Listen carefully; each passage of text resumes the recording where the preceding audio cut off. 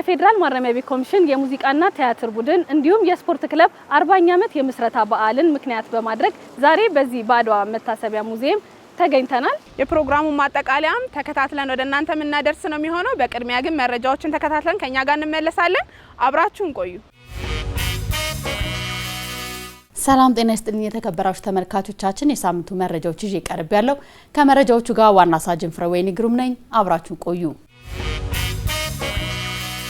በኢትዮጵያ በርምት ላይ የሚገኙ ናይጄሪያዊ የህግ ታራሚዎችን ወደ ሀገራቸው ለመመለስ እየተሰራ መሆኑ ተነግሯል። በኢትዮጵያ ህግ ጥፋተኛ ተብሎ ተፈርዶባቸው በርምት ላይ የሚገኙ ናይጄሪያዊ የህግ ታራሚዎችን አስመልክቶ የፌዴራል ማረሚያ ቤት ኮሚሽን ኮሚሽነር ጄኔራል ዩኑስ ሙሉ ከናይጄሪያ የውጭ ጉዳይ ሚኒስቴር አምባሳደር ቢያንካ ኦድሜጉ ኦጂኩ ጋር ውይይት አድርገዋል። በሁለቱ ከፍተኛ የሥራ ኃላፊዎች መካከል የተደረገው ውይይት የኢትዮጵያና የናይጄሪያ መንግስታት የተፈረደባቸውን የህግ ታራሚዎች ዝውውር በተመለከተ በኢትዮጵያ የፍትህ ሚኒስትር ሃና አሪያ ስላሴና የናይጄሪያ ጠቅላይ አቃቤ ህግ የፍትህ ሚኒስትር ላቲፍ ኦላሱንካሚ ፋግሜቢ ጋር በጋራ ለመስራት የሁለትዮሽ ስምምነት መፈራረማቸውን ተከትሎ የተካሄደ ነው። በውይይቱ ወቅት ኮሚሽነር ጄኔራል ዩኑስ ሙሉ እንደተናገሩት በሁለቱ ሀገራት መካከል መልካም የስራ ትብብር መኖሩን ተናግረው በስምምነቱ መሰረት በፍትህ ዘርፍ ያለውን ትብብር ለማጠናከርና ጥፋተኛ ሆነው በፍርድ ቤት ውሳኔ በፌዴራል ማረሚያ ቤት ኮሚሽን የሚገኙ 94 ናይጄሪያዊ የህግ ታራሚዎችን ወደ ትውልድ ሀገራቸው ለማዘዋወር ስምምነት ላይ መደረሱን ተናግረዋል። የናይጄሪያ ውጭ ጉዳይ ሚኒስቴር አምባሳደር ቢያንካ ኦድሜጉ ኦጂኩ በበኩላቸው ናይጄሪያ የሁለትዮሽ ትብብሩን ለማሳደግ ያላትን ከፍተኛ ፍላጎት ገልጸው በተለያዩ ዘርፎችም ከኢትዮጵያ ጋር በቅርበት ለመስራት ሀገራቸው ዝግጁ መሆኗን ተናግረዋል። በናይጄሪያ የውጭ ጉዳይ ሚኒስቴር የተመራው ልዑክ በፌዴራል ማረሚያ ቤት ኮሚሽን ከሚገኙ ናይጄሪያውያን የህግ ታራሚዎች ጋር ውይይት አድርገዋል። የፌዴራል ማረሚያ ቤት ኮሚሽን ከኢፌዴሪ ጤና ሚኒስቴር ጋር በመተባበር በማረሚያ ተቋማት የመሰረታዊ ፍላጎት አቅርቦትና የሕክምና አሰጣጥ ስታንዳርድ ላይ የኮሚሽኑ ስትራቴጂክ ከፍተኛና መካከለኛ አመራሮች በተገኙበት ውይይት አካሂዷል። በመድረኩ ማጠቃለያ ላይ የስራ መመሪያ የሰጡት የፌዴራል ማረሚያ ቤት ኮሚሽን ኮሚሽነር ጄኔራል ዩኑስ ሙሉ እንዳሉት የኮሚሽኑ ዋና ተልዕኮ የሆነውን ታራሚዎችን አንጾ ወደ ማህበረሰቡ ለመቀላቀል በዋናው መስሪያ ቤት ከሚገኙ ዘርፎች ጀምሮ በሁሉም የስራ ክፍሎች ላይ ቅንጅታዊ አሰራር ያስፈልጋል ብለዋል። ኮሚሽነር ጄኔራሉ አክለውም የኮሚሽኑን የማረም ማነጽ ተልዕኮ በአግባቡ ለመወጣት በመሰረታዊ ፍላጎት አቅርቦትና በጤናው ዘርፍ ላይ የአሰራር ማኑዋሎች መዘጋጀታቸው ለህግ ታራሚዎች የሚሰጡ አገልግሎቶችን በማሻሻል በቀጣይ ለ2019 በጀት ዓመት የኮሚሽኑን ተልዕኮ በአግባቡ ለመፈጸም ሁሉም የስራ ክፍሎች ተቀናጅተው ሊሰሩ እንደሚገባ አሳስበዋል። በምክክር መድረኩ ላይ የኮሚሽኑ ስትራቴጂክ አመራሮችን ጨምሮ የማዕከላት ዳይሬክተሮች፣ የማስተባበሪያ ኃላፊዎችና የጤና ባለሙያዎች ተሳታፊ ሆነዋል። የሳውላ ማረሚያ ፖሊስ ተቋም በታራሚዎች አገልግሎት አሰጣጥና በወቅታዊ ጉዳዮች ዙሪያ ከህግ ታራሚዎች ጋር ውይይት አካሄደ። በውይይቱ የታራሚዎች የሰብአዊ መብት አያያዝ፣ የህክምና አገልግሎት አሰጣጥ፣ የማረም ማነጽና የመልካም አስተዳደር ችግሮችን በተመለከተ ሰፋ ያለ ውይይት ተካሂዷል። የሳውላ ማረሚያ ፖሊስ ተቋም አዛዥ ኢንስፔክተር ታረቀኝ አጥናፉ እንደገለጹት ታራሚዎች በማረሚያ ቤት ቆይታቸው ባገኙት የሙያ ስልጠና በተለያዩ ማህበራት ተደራጅተው ምርቶችን በማምረት ራሳቸውና ቤተሰባቸውን በኢኮኖሚ መደገፍ እንዳስቻላቸው መናገራቸውን የክልሉ ማረሚያ ቤቶች ኮሚሽን የህዝብ ግንኙነት ዳይሬክቶሬት ዘግቧል። የተከበራችሁ ተመልካቾቻችን የሳምንቱ መረጃዎቻችን የተከታተላችሁትን ይመስል ነበር። ከመረጃዎቹ ጋር ቆይታ ያደረኩት ዋና ሳጅን ፍረወይኒ ግሩም ነበር። ከቀሪ ማረሚያ ፕሮግራሞቻችን ጋር አብራችሁን ቆዩ። ፕሮግራማችን እየተከታተላችሁ ስለሆነ እጅግ አድርገን እያመሰገንን እንግዲህ ኪዲ የፌዴራል ማረሚያ ቤት ኮሚሽን የሙዚቃና ቲያትር ቡድንና የስፖርት ክለብ ከ40 ዓመት በፊት የተመሰረተ መሆኑ ይታወቃል። ታዲያ ይህ የሙዚቃና የስፖርት ክለብ የተለያዩ አንጋፋ አርቲስቶችን እንዲሁም አንጋፋ የሀገር ባለውለታ አትሌቶችን ያፈራ ተቋም መሆኑ ይታወቃል። አዎ ኢየሩስ እንግዲህ እለቱን በማስመልከት በአድዋ ድል መታሰቢያ ሙዚየም በመገኘት ከዚህ ቀደም የነበሩ አባላቶች እንዲሁም አትሌቶች በጋራ በመሆን እለቱን እንግዲህ በልዩ ሁኔታ ሊያከብሩ ተሰባስበናል። እንግዲህ ፕሮግራሙ ማን ተሳተፈበት፣ ምን አይነትስ ይዘት አለው፣ ምንስ አዲስ ነገር ይዟል የሚለውን ከፕሮግራሙ ተከታትለን ብንመለስ ምን ይመስልሻል? እንከታተል።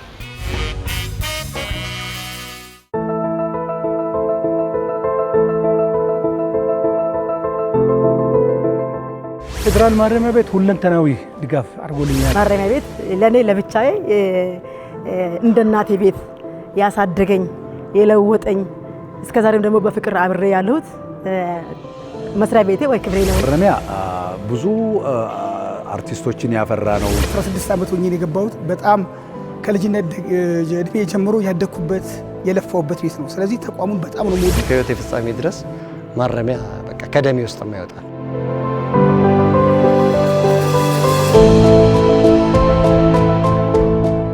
ብዙዎቹ ቤቴ ነው ይሉታል ለስፖርተኞችና ለኪነ ጥበብ ባለሙያዎች ባለውለታ፣ ለሀገር ደግሞ የሀገርን ስም በዓለም አቀፍ መድረክ በደማቅ ብዕር እንዲጻፍ ያደረጉ ታላላቅ አትሌቶችን ያፈራ፣ በኪነ ጥበብ ታሪክ ስማቸው ከፊት የሚነሱ የኪነ ጥበብ ባለሙያዎችን ያፈራውን ጎልማሳውን ተቋም የፌዴራል ማረሚያ ቤት የስፖርት የሙዚቃና የቲያትር ቡድንን በ1978 ዓመተ ምህረት በኮሎኔል አበራ አያናና በወቅቱ በነበሩ አመራሮች የተመሰረተው የስፖርት የሙዚቃና የቲያትር ቡድኑ ከተመሰረተበት ጊዜ አንስቶ ለ40 ዓመታት ስመጥር ስፖርተኞችንና የኪነ ጥበብ ባለሙያዎችን በማሰልጠን ውጤታማ አድርጓል።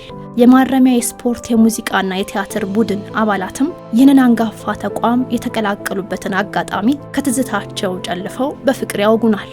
1978 ዓ.ም ፌዴራል ማረሚያ ቤት ኮሚሽን የነበረው ኮሎኔል አበራ አያና በዛ ወቅት በየክፍለ ሀገሩ ችሎታ ያላቸውን ስፖርተኞች፣ ሙዚቀኞችና ታይፒስቶችን ይመለምሉ ነበርና እኔ አጠቃላይ ከዛ በፊት በአርሲ ክፍለ ሀገር በነበረ ጊዜ 77 እና 76 ተወዳዳሪ ስለነበር ጥሩ ውጤት ስለነበረኝ በወጣ ማስታወቂያ ውስጥ አጋጣሚ ሆኜ የተወዳደርኩ አለፍኩ።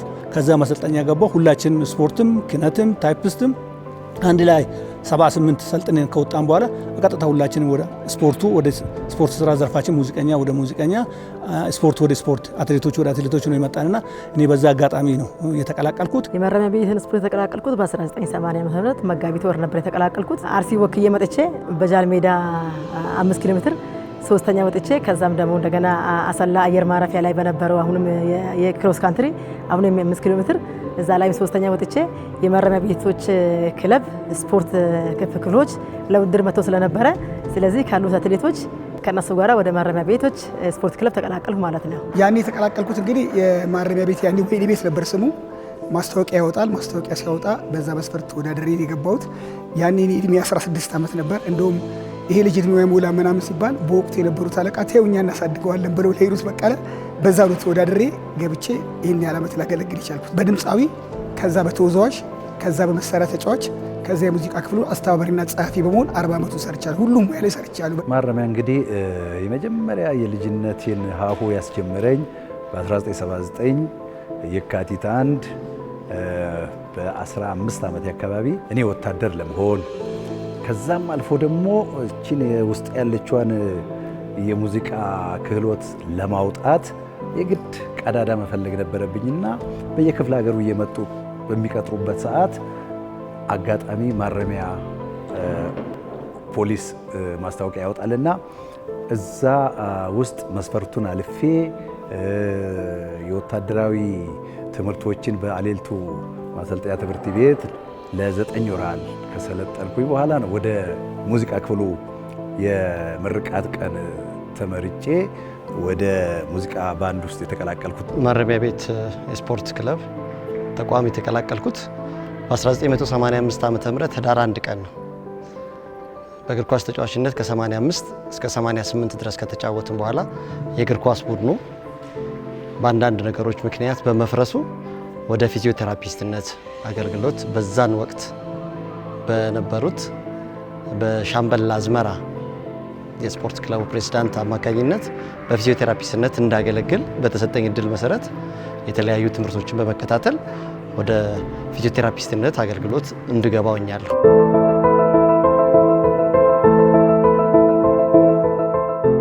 የማረሚያ የስፖርት የሙዚቃና የቲያትር ቡድን አባላትም ከመደበኛ የስፖርትና የሙዚቃ የልምምድ ስልጠና በተጨማሪ በአሌልቱ የማሰልጠኛ ተቋም መሰረታዊ የማረሚያ ስልጠናን ይወስዱ እንደነበርም ያወሳሉ።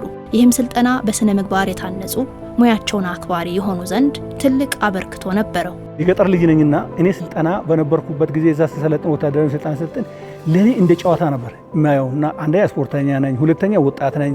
ወርቆ መነሳትን ማንከባለልን ቻሌንጂን እኔ እንደ ደሳ እኔ 6 ወር ሰልጥኜ ተመልሰን 3 ወርም ተመልሰን ገብተናል። 9 ወር ሲሰለጥን እኔ አንድ ቀን አልመሰለኝም። አንድ ቀን ሳልቀጣ ደስተኛ ሆኜ ነበር ያሳለፍኩትን። 25 ኪሎ አሸዋ የመሸከም በዛ ላይ መሳሪያ የመሸከም እነዚህ ነገሮች ሁሉ የ9 ወር ቻሌንጆች ናቸው። እነዚህን ሁሉ አልፈን ነው እንግዲህ ከ9 ወር በኋላ ለምርቃት የደረስነውና ከባድ ቢሆንም ግን እንደ ሀገር ደግሞ ስታስዩ ሀገር ለማገልገል ፊት ለፊት ሀገርሽ ትታይሻለች፣ ራስሽንም ታንጫለሽ። ስለዚህ ወታደር መሆን በደንብ ሀገርንም ለማወቅ ስነ ምግባርም ጥሩ ስነ ምግባር እንዲኖር ታላቆቻችን እንድናከብር ጠንካራ እንድንሆን የሚያደርግ የወታደራዊ ስልጠና ወሳኝ ነው። ለዛሬው ግብአት ሆኖኛል ብዬ አስባለሁ። የሙዚቃና የቲያትር ቡድኑ ታራሚዎችን እያዝናና ከማስተማር ባለፈ ጦር ግንባር ድረስ በመሄድ የሀገር ልጆችን በማበርታትና በማጀገንም የራሱን አሻራ ያሳረፈ መሆኑም ይነሳል።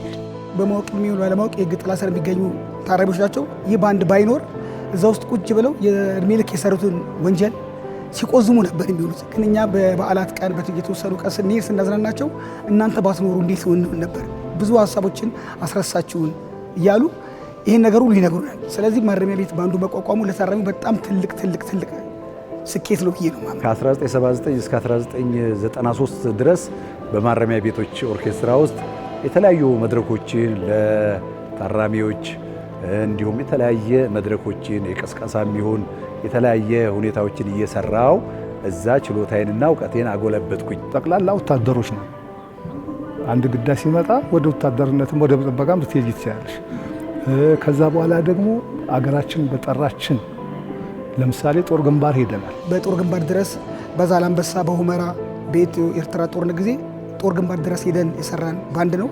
በዚህ ባንድ ውስጥ እንግዲህ ያላፈራው ድምጽ የለም። እነ ተፈራ ነጋሽ፣ እነ ደመረ ለገሰ፣ እነ ዳዊት ጽጌ፣ እነ ተመስገን ተሙ፣ እነ ጥላሁን እልፈነ፣ ትንሹ አብነት፣ ትንሹ ጥላሁን የሚባሉ አብነት እነዚህ ሁሉ የፈሩበት ቤት ነው።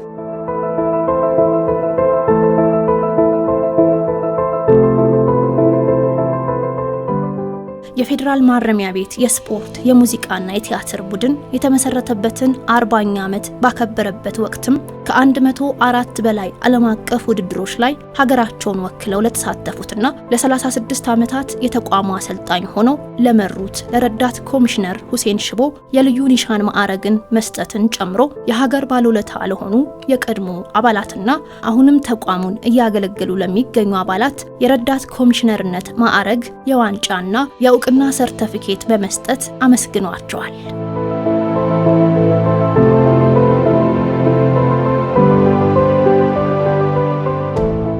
እነኚህ የ40 ዓመት ፍሬዎችም ይህ አንጋፋ ተቋም ያዘጋጀውን የእውቅናና የምስጋና መርሃ ግብር በህይወት የሌሉትንም የዘከረ በመሆኑ ደስታና ሐዘን የተፈራረቀበት ነበር ሲሉ ስሜታቸውን ያነሳሉ። ዛሬ ላይ ላላቸው እውቅናና ክብር መሰረት የጣለላቸውን ተቋምም ያመሰግናሉ። ዛሬ ደግሞ በጡረታ መውጫ ሰዓት ላይ በክብር ኒሻን መሸኘቴ ለኔ እጅግ ደስታ ወደር የለውም። በዚህ አጋጣሚ የእናት ክለቤንም ኮትኩቶ አሳደኝ ለዚህ ደረጃ ለክብር አበቃኝም በጣም አመስገን እፈልጋለሁ። 40 ዓመት በጤና በሰላም እግዚአብሔር እዚያ አድርሶን ይሄንን ነገር ማየቴ ደስ ይለኛል። ዛሬ የተሰማኝ ሁለት አይነት ነው የሚሰማኝ። ደስታም አለ ሐዘንም አለብኝ። ምክንያቱም ከኔ ጋር መከራዋን ስታይ ትልቅ ቦታ እኔንም እሷም የደረሰችበት ባለቤቴ ቴነሽ ግርማ እሷን ሁሉ ያወሳ ነበርና መድረኩ ትንሽ እሷን በማይ ሰዓት ሐዘን ይሰማኛል። ከዛ በኋላ ደግሞ እንደገና የእድገታችንን መሰላል አይተን ከኋላ ጀምሮ ያለውን ነገር ስናይ እሱ ደግሞ ደስታ ያጭርብሻል። የምስክር ወረቀት መሰጠቱ መታሰቡ በጣም ደስ ይላል። በሁለት አይነት እያነቡስ ክስታ ነውና በዛ ውስጥ አልፍ ያለው ማረሚያ ቤት ታላላቅ በኦሎምፒክ መድረክ በዓለም ዋንጫ በአገር አቋራጭ በተለያዩ አገር እኩልና ላይ የማረሚያ ቤት ስፖርት ክለብ የበላይነቱን ወስዳል ብዬ ነው የማስበውና አሁን ስትሸለሙ ያየሽው በሌሎች ስፖርት አይነቶችም እንደዚሁም ደግሞ በሙዚቃም እንደዚሁም ደግሞ በአትሌቲክስም ስኬታማ ክለብ ነውና አሁንም በስኬት ያለ ክለብ ነበረ። በዚህ አጋጣሚ ሁላችሁንም እንኳን ደስ ያለን እንኳን ደስ ያላችሁ ለማለት እወዳለሁ። ማረሚያን እንደዚህ ሆኖ ማየት እንደገና ደግሞ በዶክመንተሪ የስፖርት መስራች የክፍሉ ታላቅ ሰው ወይኒ ቤቱ ወደ ማረሚያ ቤት የቀየሩ አበራ አያናንም እና ሌሎች አጋዦቻቸውን ደግሞ ዛሬ በትውስታ ስናይ ለኔ ታላቅ ደስታ ነውና ፈጣሪን አመሰግናለሁ። በርካታ አትሌቶችን በአንድ ወቅት እንዲሸለሙ ውጤቶቻቸውን በመሰብሰብ ሰፊ ስራ ሰርተን እንዲሁም ደግሞ ስፖርተኞች እንዲሾሙ እንዲሸልሙ አድርገናል።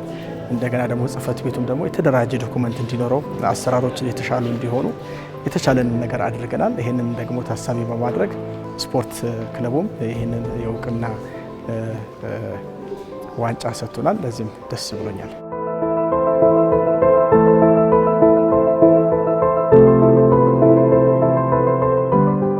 ወደ ፊዚዮቴራፒስትነት ከመጣሁ በኋላ የደራርቱ የነጥሩነሽ የነስለሺ ደራርቱ በምትሮጥበት ሰዓት ላይ ኦሎምፒክ፣ ዓለም ሻምፒዮና፣ አገር አቋራጭ ላይ ለነዚህ አትሌቶች በሙሉ ፊዚዮቴራፒ ሆኜ እስከ ብሔራዊ ቡድን ድረስ አገልግሎት እየሰጠሁ የነበርኩ ነኝ። እኔ 32ኛ ዓመቴን ጨርሼ 33ኛ ዓመቴ ነው በማረሚያ ቤት ውስጥ እና እንደዚህ አይነት ነገር ደንግጫለሁ። ያውም በተራ ቁጥር ሁለተኝነት ስጠራ ድንግጥ ነው ያደረኩት። ያው ውስጥ የሚሰማን ስሜት በብዙዎቻችን ጊዜ ውስጥ የሚፈጠር ነገር አለ። ሳናስበው ድንገት ስንሰማ በቃ የሚያስደነግጥ ስሜት አለን። ግን ከምንም በላይ ይህንን ተቋሜን በቃ ይህንን ስላደረገልኝ እጅግ በጣም አመሰግነዋለሁ። እስከ ህይወቴ ፍጻሜ ድረስ ማረሚያ በቃ ከደሜ ውስጥ የማይወጣ በጣም ክፍሉ አስታውሶ ይሄንን በማድረጉ በጣም ደስ ብሎኛል። ከኛም ቀጥሎ ያሉት በሙያ ላይ ያሉ ሙያተኞችም ይሄን አይተው ነገ የተሻለ ስራ ለመስራት ያነሳሳልና ክፍሉ ያደረገው ነገር በጣም ጥሩ ነው ይባይ። አንደኛ ለዚህ ነገር ያበቃኝ እግዚአብሔር አምላክ ይመስገን። ሁለተኛ ደግሞ ይሄንን ፕሮግራም አዘጋጅተው አስበው ምን አይነት መልካም ሰዎች እንዳሉበት እንግዲህ ማየት ትችላለሽ። እኔ ይሄንን አላሰብኩም። እነሱ ደግሞ ይሄንን ስላደረከ ብለው ይሄን ሸለሙ። ለክፍሌ ውስጥ ላሉ ለፌዴራል ማረሚያ ቤቶች ሙዚቃና ቲያትር ክፍል ኃላፊ አዛዦች በሙሉ ከልብ ያመሰግናሉ። እንዲህ አይነት የምስጋና እውቅና የመሰጣጠት ባህል በሀገራችን እየሰፋ ሊሄድ ይገባልና የማረሚያ ቤቱን ብቻ ሳይሆን የሀገርንም ስም ከፍ አድርገው ያስጠሩ አትሌቶችን፣ የኪነጥበብ ባለሙያዎችን በዚህ በደመቀ መልኩ እንድናከብር፣ እንድናስታውሳቸው፣ እውቅና እንድንሰጣቸው ይሄን መድረክ በዚህ መልኩ ስላዘጋጁ በራሴና በፍትህ ሚኒስቴር ስም ትልቅ ምስጋናዬን አቀርባለሁ። ተቋሙ ከዚህ በኋላም ታሪክ የማይረሳቸውን ተተኪ ስፖርተኞች እንዲሁም የኪነ ጥበብ ባለሙያዎች ያፈራ ዘንድ ከዚህ በበለጠ ሊደገፍ ይገባዋል ሲሉም ጥሪ ያቀርባሉ። ፌዴራል ማረሚያ ቤት ቀድሞ የነበሩትን አሁን እያጣን ያለነውን በስፖርቱ ዘርፍ በተለይ እውቅ አትሌቶችንና እውቅ ስፖርተኞች በአጠቃላይ ባለው ፊልድ ሁሉ ስፖርተኞችን ማፍራት የሚያስችል አቅም የሚያመነጭ ተቋም ስለሆነ እባካችሁ በዚሁ አጋጣሚ ላይ እርዳታችሁን ከጎናችን አለን በሉን። በተለይ አቅም ያላቸው ብዙ አትሌቶችን በጣም ስመጥር የሆኑ ውጤታማ የሆኑ በገንዘብም ረገድ አንቱታን ያተረፉ አትሌቶችን አፍርቷል። ሁላችንም በየድርሻችን ይሄን ስፖርት ክለብ ወደ ነበረበት የመመለስ ኃላፊነትና የውዴታ ግዴታ አለብንና እኔም ጨምሮ ተቋሙ እድሉን ከሰጠን ወደ ነበረበት ክብሮና ዝናው እንዲመለስ ሁላችንም ጥረት ማድረግ ይጠበቅብናል። ምናልባትም እንግዲህ ማረሚያ ቤት በስፖርቱም በሙዚቃውም ታራሚንም በማረም ጥሩ መስሪያ ቤት ያለ ነገር ነው። ስለሆነም እኛም ደግሞ ታራሚውንም ስፖርቱንም ሙዚቃውንም ጥሩ እንዲሆን ጥሩ ክፍል እንዲሆን የሁላችንም ድርሻ ነውና ስለሆነም በአጠቃላይ ማረሚያ ቤት ማገዝ ያለበት አካል ሁሉ ለስፖርቱም ለሙዚቃውም ለታራሚውም ደግሞ የማረሚያ ቤቱም ደግሞ ጥሩ እንዲሆን ለታራሚ እንዲመች ተደርጎ እንዲሰራ ሁሉም ይሄ ክፍል የሁሉም ነውና ስለዚህ የሁሉም ድርሻውን እንዲወጣ በዚህ አጋጣሚ እላለሁ። እኛን ያበረታን በዛን ጊዜ የነበሩ ኃላፊዎቻችን ስለሚለቁን በደንብ ፍሪደም ስለሚሰጠን ጭምር ነውና እዚህ የደረስ ነው። ስለዚህ ኃላፊዎቹ ሊያስቡበት ይገባል። በጥሩ ዲሲፕሊን እንዲሰሩ ጥሩ ሰላማዊ ግንኙነት እንዲኖራቸው እነዚህ ካደረጉና ፍላጎት እንዲኖር ሽልማት፣ ክብረት እነዚህ ካደረጉ ሰው የማይወጣበት ምንም ምክንያት የለም ብዬ አስባለሁ። በሁለንተናዊ ድጋፍ አደረጋሉ። በሙያዬም ልክ በሙያዬም እንደገና በጉልበትም በገንዘብም ሁለንተናዊ ድጋፍ አደረጋሉ። አቅሜ እስከፈቀደ ድረስ ለማረሚያ የሚቆጥበው ምንም አይነት ጉልበትም ገንዘብም እውቀትም አይኖርም። ስፖርትና ኪነ ጥበብ ከመዝናናት ባለፈ ለሀገረ መንግስት ግንባታ ያለው ፋይዳ እጅግ ከፍተኛ ነው። የማረሚያ ኮሚሽን አመራሮች፣ ኃላፊዎች፣ እዚህ የተገኛችሁ ሰዎች በሙሉ ይሄንን ለ40 ዓመታት የዘለቀ ለ4 10 ዓመታት በጣም በደመቀ መልኩ ታሪኩ የተጻፈ ይሄንን ክለብ በቀጣይ ማጠናከር እጅግ ያስፈልጋል።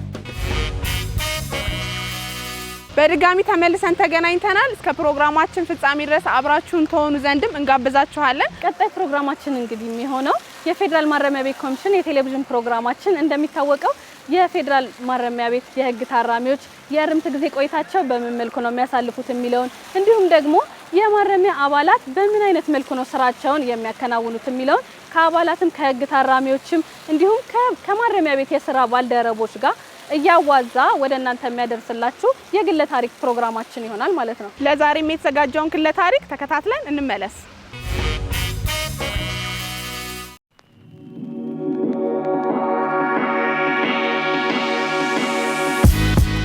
በልጅነቷ የጀመረችው ሩጫ ኑሮዋ እንጂ ከዓለም ህዝብ ጋር የሚያስተዋውቃት እንጀራዋ አልመሰላትም ነበር። የዘወትር ልማዷ ነዋ። የማረሚያ የስፖርት ክለብ ፍሬ ህልመኛዋ ብላቴና ረዳት ኮሚሽነር አትሌት ጥሩነሽ ዲባባ።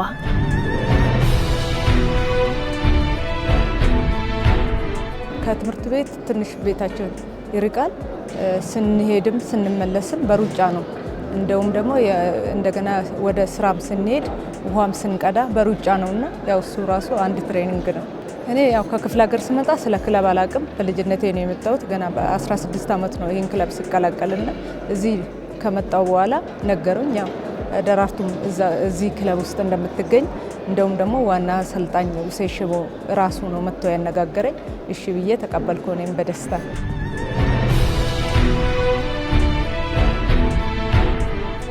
ረዳት ኮሚሽነር አትሌት ጥሩነሽ ዲባባ በ5 እና በ10 ሺህ እንዲሁም በማራቶን በኦሎምፒክ በዓለም አትሌቲክስ ሻምፒዮናና በሀገር አቋራጭ ውድድሮች የራሷንም ሆነ የሀገሯን ስም አስጠርታለች። እንደ አውሮፓውያን አቆጣጠር በ2008 በቻይና ቤጂንግ ኦሎምፒክ በ5 እና በ10 ሺህ የፍጻሜ ውድድሮች ላይ 2 የወርቅ ሜዳሊያ ያገኘችበት ውድድሯ እርሷን ከህልሟ ጋር እንድትኖር ያደረገ የራሷንም ሆነ የሀገሯን ስም ከፍ ያደረገ ውድድር እንደነበር ታነሳለች።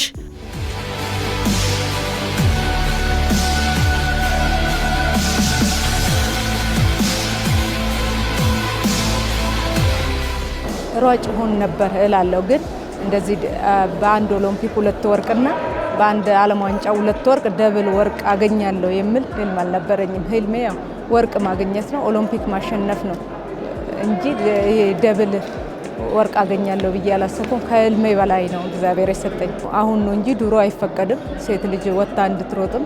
እኔ በምሮጥበት ሰዓት ያው ደራርቱም ስላለች ከኔ ፊት የጀመሩት እህቶችም አሉ። በሱ ምክንያት እኔ ምንም ብዙ ጫና አልደረሰብኝም። ቀጥታ ነው የተፈቀደልኝ። ግን ያው ወልደሽ ደግሞ ስትመለሽ ትንሽ ይከብዳል። ኪሎ ትጨምሪያለሽ፣ እሱን ለማውረድ ብዙ ትታገያለሽ እና እሱ ትንሽ ከባድ ነው።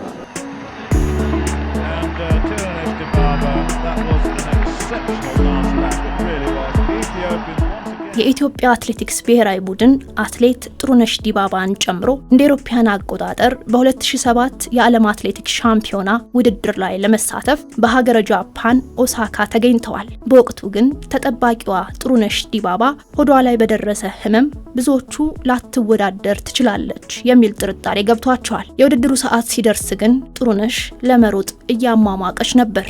ያኔ ነው ሀገሬውም ሆነ ሌላው የሩጫ አፍቃሪ በደስታ የፈነጠዘው። ውድድሩ ተጀመረ። ጥሩነሽ ግን ከኋላ ቀረች። በስቴዲየሙም ጸጥታ ሰፈነ። የመጨረሻው ደወልም ተደወለ። ይሄኔ ነው ጥሩነሽ ሆዷን ደግፋ በጽናት ባልሸነፍ ባይነት ወደፊት የተስፈነጠረችው።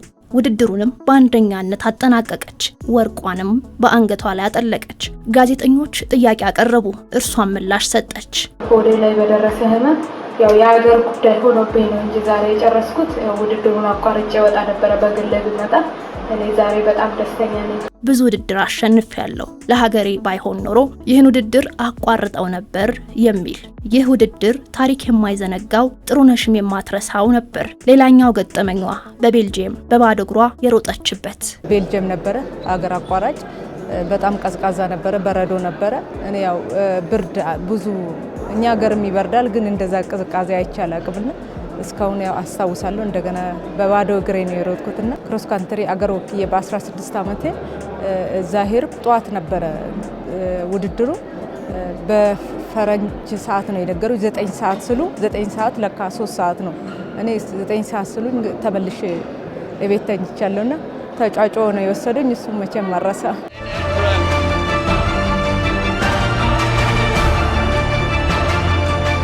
ማሸነፍም መሸነፍም በስፖርቱ ዓለም ያለ መሆኑን የምታነሳው አትሌቷ ሀገርን ወክሎ መወዳደር ግን ኃላፊነትን የሚጠይቅ በመሆኑ ትልቅ ቦታ የሚሰጠውና ሰፊ ዝግጅት የማደርግበት ነው ትላለች። ሀገር ወክለሽ ስትሄጂ ብዙ ሰው ይጠብቅሻል፣ ቤተሰብ ይጠብቅሻል፣ ሀገር ትጠብቅሻለች። ያንን ደግሞ ሮጠሽ ባንዲራ ለማንሳት እኔም ጓጓለሁ። ትልቅ ጉጉት አለ እና ህዝቡን ለማስደሰት ራሴም ለመደሰት እና በጣም ከባድ ነው። አገር ወክለሽ ስትሄጂ ያው እንደ ግል ውድድር አይቀልም እና በደንብ ተዘጋጅቼበት ነው የሚሄደው። ሁሌ ከግል ውድድሬ የሀገር ሲሆን በደንብ እሰራለሁ። አገር ወክዬ ሲሄድ ስለሌላ ነገር ማሰብ አልፈልግም። ትሬኒንግን በደንብ ነው በአግባቡ ነው የማደርገው። ጠዋትም ማታም አሰልጣኙ የሰጠኝን ሁሉ እሸፍናለሁ።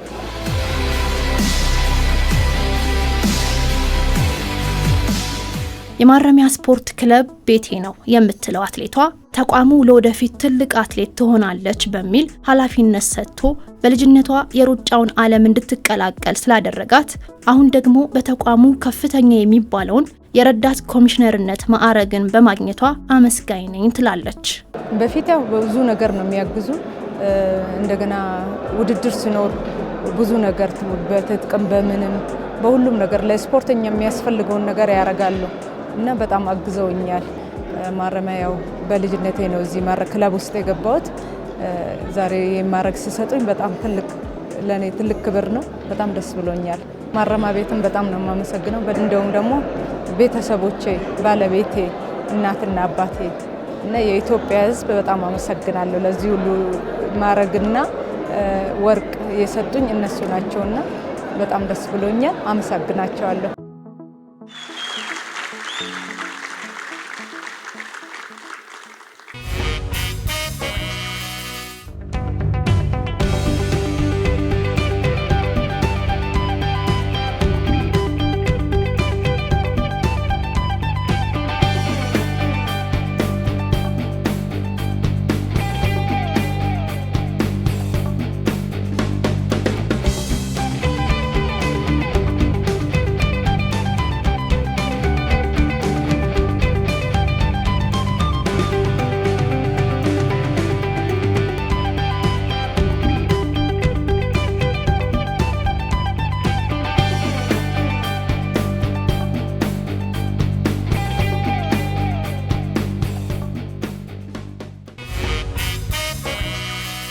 የፌዴራል ማረሚያ ቤት ኮሚሽን የሙዚቃና ቲያትር ቡድንን እንዲሁም የስፖርት ክለብ የ40 ዓመት ጉዞ ምን ይመስላል ሚለውን የተዘጋጀውን ፕሮግራም ወደ እናንተ ስናደርስ እስካሁን ድረስ ቆይተናል።